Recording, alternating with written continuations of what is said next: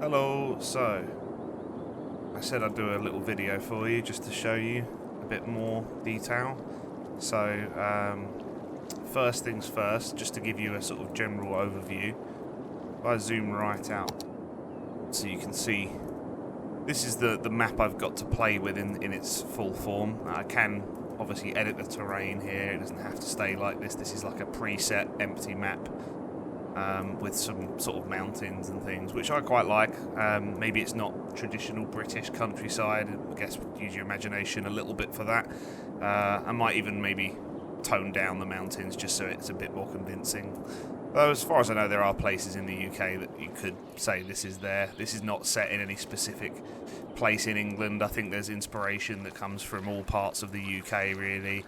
And it's, you know, kind of like your own model railway, meant to just sort of be a generic, it could be anywhere type of project. So, starting with Abbott here, we have Lower Abbott and we have Upper Abbott, which I've put it into the district mode so you can actually see. Here we have the Lower Abbott area, and then we have Upper Abbott, which is sort of situated just on a slight hill. So I'll give you a quick fly around first, just so you can see. So, starting up with the Upper Abbott area, which was all, with the exception of this bit, which is sort of Victorian area, most of this is more new development, with it being all sort of post-war, mostly 1970s, which you can probably tell from the architecture here, and the sort of the layout is a bit more modern. Actually reminds me a little bit of the area I live in, South Ferrers. It's kind of inspired on that sort of urban design. We've got quite a nice little church here, and a graveyard, and we've got a block of flats, a park over here, and leading up here we've got a nice little sort of mountain or like a walk up the cliffs, which will lead to something up here. I haven't decided yet what I want to do here. I've put this pavilion down, but I don't know if I'll keep it. I don't know if I want this to be a park, or possibly maybe a university or something, or, you know, I'm not quite sure what I want to do with this space yet, but I've kind of got it there ready for when I do decide what I'm going to work on. So going back to Upper Abbott here, this is the kind of main section of Upper Abbott. If we zoom in a bit here, we can see more of these Victorian houses, which probably quite familiar. These are quite common round South End, these sort of style of buildings. Going down this way now, we have some more sort of terraced housing and semi-detached housing, which is a little older, not quite as old as the Victorian stuff. And leading down here, we've got some much older sort of country homes, which are a bit more spread out, a bit more affluent. This area, you could say, there's a lot more land. You can see some of these houses are obviously like this one here, maybe a little worse for wear, though for the most part they're all quite well looked after, with lots of, you know, nice details in the gardens and things like that, which I've placed, things like, you know, barbecues and nice decking. And then coming round to here, we've got the police station opposite the retail park, which has all your kind of traditional stuff, Next, Currys, Halfords, Pets at Home, all that stuff. And then looping down into now to Lower Abbott, this is the road that people would take into the town. So you follow this one in. First thing you've got is your McDonald's and your petrol station, which is pretty on point for the UK, and a roundabout, of course. And then you have the Seven Stars pub, which I've put down here. It's like a nice place for a roast dinner and a pint in the summer. And you've got some more housing here. This is all a very much older looking residential stuff over here. We've got here, of course, the Sainsbury's local and another pub, the Black Horse, and then you have another pub opposite the Crown. I imagine there would be arch rivals. And you've got your Lloyds, your Betfred, and a few other little shops and more houses, leading into kind of the end of this road being all industrial, with the Royal Mail Post Office here. And this runs all alongside the track. I did say I was going to actually play this so that you can see it live. I've got it paused right now, but if I hit play, you will now start to notice people go about their days. You can already see, yeah, there's a goods truck delivering some supplies somewhere. Looks like some wood's being delivered. We've got the recycling centre here, which does transfer waste to the landfill, which we'll get to later. So we come back down across here. We've got a small little park area. We've got a bit more housing. Again, this is all kind of bit older style housing. We've got a Greg's and a Premier here, and the fire station, of course. Some more housing here running next to the train line. And of course, actually, if we look nicely, we can just see the Class 1, the 125 Intercity, actually, which is used on this branch line because there's no powered cables. That's just pulling out nicely there on its way to the next station along, which I currently haven't modelled anything there. It's just an empty station. I need to actually design the village that will be there. So if we follow this road up now, leading out of Abbott, this is just one more quick view of Abbott. So if we do one more quick move up this way, we get to this area here. We've got a boarding school, which has also a football field, and you have a library as well. Just a few little details there, just to break up the woodland here with not much else going on. If we go left down here towards the racetrack, but before we actually reach the racetrack, we have the landfill, which was where the waste will be transferred from the recycling centre. And this is all simulated. This all happens organically by the game logic handles all of that, the simulation, I should say. And here we have a boiler plant, which is obviously what provides the hot water. So coming down now, we have overflow parking for the racetrack, which, as you can see, is fairly busy, not too busy. There's no big races on today. In fact, you can see one of the cars going by there now. It's just like a practice day with Formula 1 cars going around there. So all of these details on the track here, everything like the track has to be hand-drawn. All the rumble strips, the crash barriers, everything is all placed down by hand. The tools are very intuitive to do it.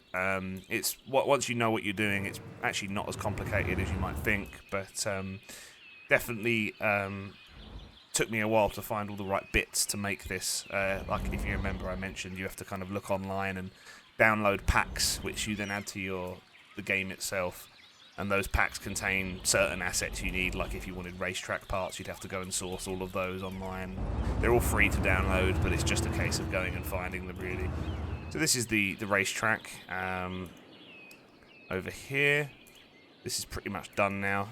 This little tunnel here is actually how you enter. We can even follow one of the cars through, take the path that the cars would take. This car will actually belong to one of the people in that town. They will actually have a home, and they'll have a job, and they'll have things they like to do, hobbies and whatnot. As you can see here, there's people kind of coming in and parking. There'll be people wandering around and sort of enjoying the amenities and watching the racing. So that's the Abbott Park Raceway. Moving on now, you probably noticed in the background there the rail yard. So this is where the Intercity 125 track does join. There's a signal here, though I believe this turns left and it heads out of the actual map itself. It heads sort of beyond the borders of what I can create. Almost like if you imagine with a model railway, you might have a tunnel that leads off around the back where someone's not supposed to actually see. And then, from there you use your imagination, I guess. But going to this rail yard, so we've got some sidings here, which some shunters have recently prepared, some cargo trains, so we're just waiting on haulers to come and pick those up and deliver them. I've got all the right sort of trains for the time period, so Class 66s. I would have liked to get the Class 8 shunter, but unfortunately there is no existing asset I could find for that, so I'm using this one, which I'm not sure is historically accurate, but it's the closest thing I could get. We've got the roundhouses here, of course, for the trains. You've got distribution centres, some more sidings there, and some more warehousing. And leading off this way, and this is all undeveloped right now, I am going to start work on a farm here. You can see I've put the field down, though I do need to fill it out some more. And then you've got a grain silo, which will load up trains, so you'll get trains come past here, load up with whatever resources they need, and then they'll go off and deliver them to where they need to go. In fact, if we look over here, we can get a nice view of the Class 66 coming by. Oh, okay, you've encountered an anomaly here. So some of these trees I've just placed down to So some of these trees have been placed down in a bit of a rush, and you've just noticed probably that some of these trees actually do cross the track. So I can delete that quite easily. I can run along here and delete with the forest brush tool, which is effectively just a more advanced way of placing trees down individually. Because no, I did not place each of these trees down individually. There's a tool which shows me all of the trees that I have access to, and you can tick the ones you want to be part of that brush. So if I, for instance, did the UK generic trees brush, I can set the size of the brush, and then I could paint that down. So if I wanted to put some forest down here, I could just do that like this. And then that creates a nice little forest there with the trees and the variety of trees that I've selected. Or if I wanted to do the riverside trees, maybe with some more like willows and things like that. Obviously I have the density set very strong right now, but if I loosen that density a little bit, it makes them a bit more sporadic how they're spread out. But yeah, you can make some nice little designs here with that. So that's everything I've made so far. Got a little lumber yard, a little lumber camp here, which will provide logs, which will go to the rail yard. Trains will load that lumber up onto trains and then deliver it. So yeah, that's that. Going back over now to Abbott, so I'll show you just how I would build, say, another house. So let's go ahead and pick something fairly easy. I'm going to go ahead. I want to, I think, put in one more sort of one of these old thatched cottages on this little country lane here. So first thing, let's give them their own private lane leading up to the house, like these other two do. So we can go ahead, select the type of road we want, which if you look down the bottom bar here, we have like a toolbar. I can hit the search bar here, I can click roads, and then if I type in UK, it will show me all of the UK roads that I have downloaded. So let's go ahead and find the right type. We want ideally one of these ones here, so we'll go ahead, select that. We can join the road up on anywhere here we want, so let's go ahead and actually put it on this curve. So it will kind of do that, and then we can create the curve itself. And we will bring the road up to here. Cool. So I think that will do for a start. Now let's put down the house. So let's deselect roads, type in thatched on here, and this will bring up all of the thatched cottages. So I don't want anything that looks too similar to what I've already got. So if I look over here, it doesn't look like an exact copy of what I've already got, so we'll go ahead and we'll place this down. So we'll go and we'll place this just there. Let's flatten the terrain a little bit just to make it easier to work with. You can always do that. Now you notice straight away the symbol's flashing. It's missing electricity and water, so we're going to pause the simulation just while we get the house set up and everything, and then hopefully some people should move into the house fairly quickly. So let's do that and match that with the road's terrain height. We're going to go ahead and we're going to just change this road to the type that has no fence around it. Adjust it just slightly. There's a lot of tweaking and things that has to happen here. We've actually selected the wrong type of road as well now. We don't want the lines running down it really. So I think we actually want this. There we go. Perfect. Alright, so first things first, let's map out the outline of the house itself. So we want to put down a fence of some sort. Again, I don't like to do the same type of fence multiple times where it doesn't make sense to. I think these older private houses would probably have their own individual types of fences, or brick walls even. I'm going to go ahead and go for the farm fence in this case. So we'll go ahead and we'll run that along here.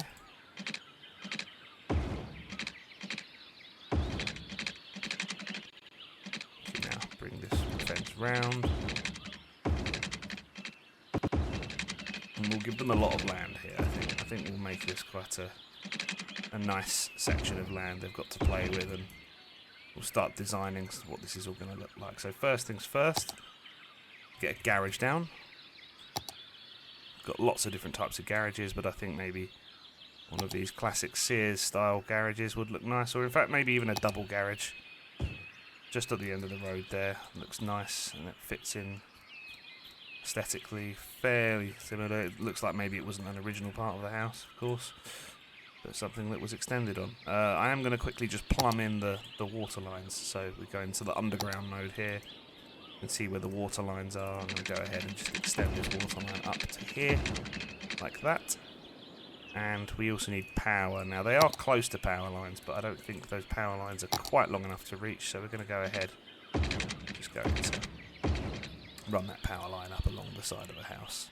That will go, get rid of that one. Just looks a bit ugly otherwise, I think. We want to probably populate some more trees around this area, just so it looks a bit more dense. I'm going to just go ahead and do that. We'll delete more of the trees inside the land itself until we know what we're doing with it. So firstly, let's get the pavement. So we want to look for a... let's go for some hedges, actually. Right, there we go. So we can do that. Go for these types of hedges. These look a little bit more rustic, I think.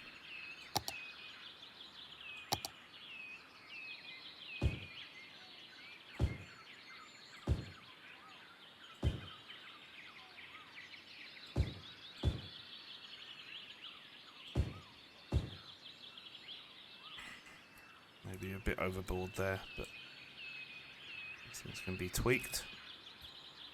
But I think that's a good start. The detail on there. We want like a gravel path that just leads up onto the road, so we'll do one there. Okay, let's replace down the cottage. I might have accidentally deleted it.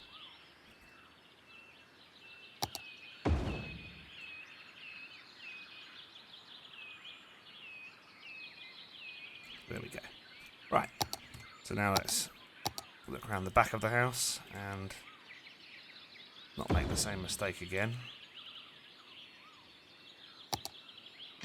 I'm going to just go ahead and do that.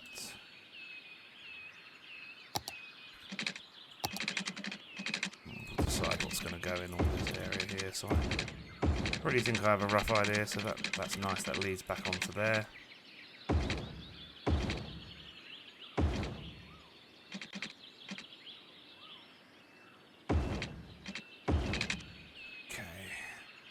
Playing around to get what we want. So let's go for a greenhouse. I think maybe the people who live here have a bit of a green thumb. Maybe there's some some greenhouses and some flower beds and things like that. So we've got a few choices. So something like this maybe looks quite nice. I think maybe a few of these greenhouses would look good. Growing various plants and whatnot. Put another one here, a larger greenhouse.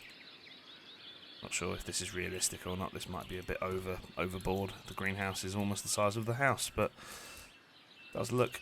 Well, maybe they could, if they've got enough money. Maybe they've invested in a significant greenhouse. Flowers now. Let's do some flowers. We can do some patches of flowers.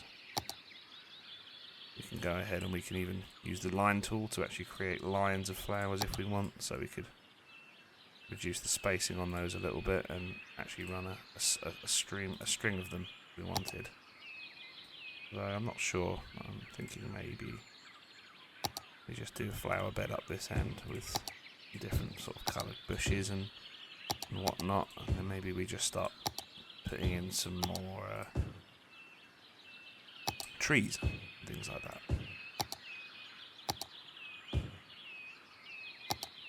Quite like these trees. I've always been a fan of the horse chestnut tree. Okay.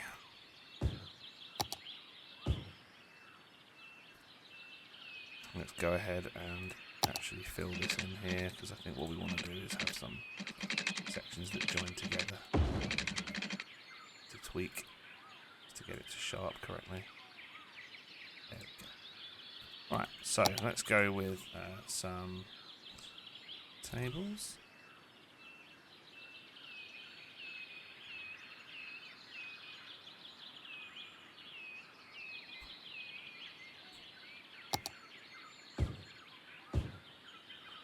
barbecue, perhaps. Let's go with another barbecue or a range cooker. Can't think what the name would be for this.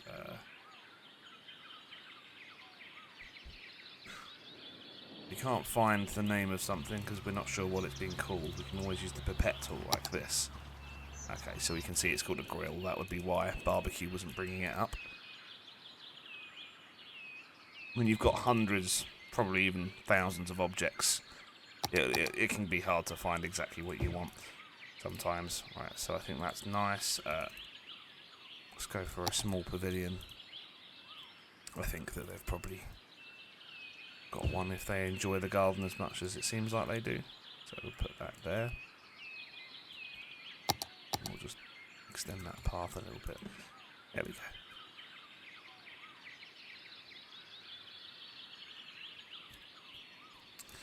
And next, let's do something with this section. So how about we go with a small sort of playground area for the children, maybe like some swings, things like that.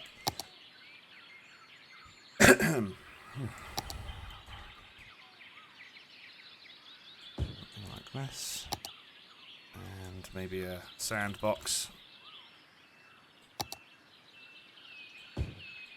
And a paddling pool.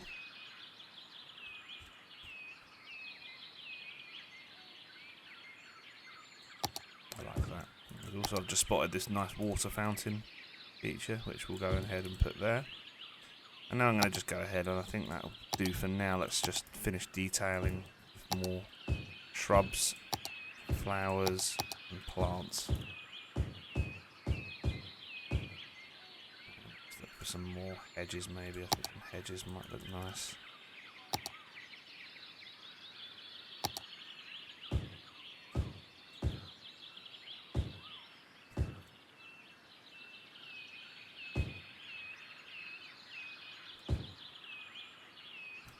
See what other types of trees we can put in here. So maybe just some. We don't want anything too imposing in this bit that takes away from the flowers and whatnot that we've put down. But I think maybe that would work.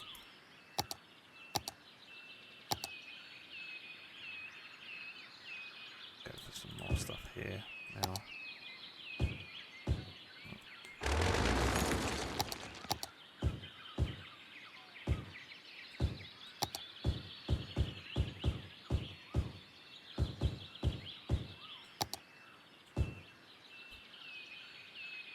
There we go. Right, now let's get that brush tool back up. The shrubbery brush, which I created earlier, and we're going to use that to just paint in some more generic things that I don't really want to spend time placing by hand. So just some general shrubs, whatnot. Let's increase the density a bit just so we get a bit more with each stroke of the brush. I think we've covered where the game will let us. You can of course just go individual mode and it will randomise that now.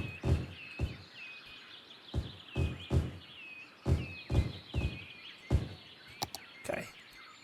No garden's complete without a shed, of course, so let's go ahead and pop in a garden shed as well. I think they'll probably have a pretty large garden shed. Something like this might be good, and I think it would be most likely near to the greenhouses. Might even give them a second shed. They've got enough space for it, for sure. So there. Now if I zoom out, you can see we've created this little cottage, and we've got some land, some gardens. It's quite a nice little house, and it kind of fills in nicely with the others that we've already placed down here.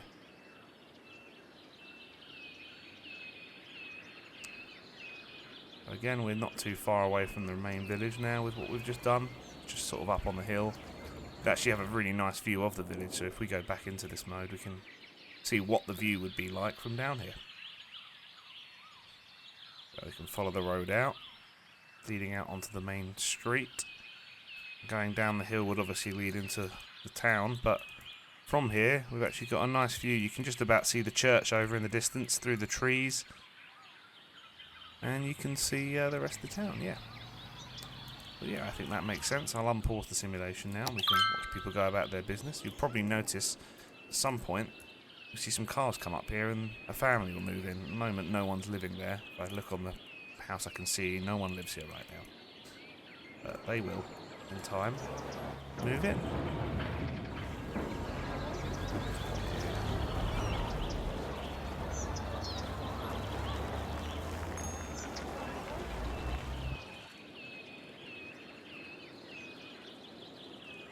Quite enough to just watch people go about.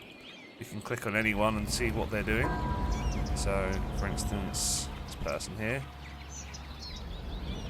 they're going home. They've just gone home. They've been to primary school, which is over here.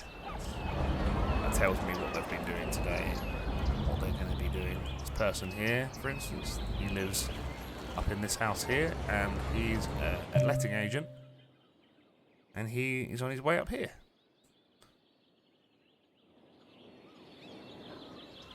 So yeah, it really does simulate every level.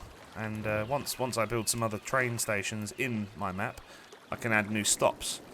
I plan to have a main line which will be like 4 tracks running under powered lines, which I'll probably use something like the class...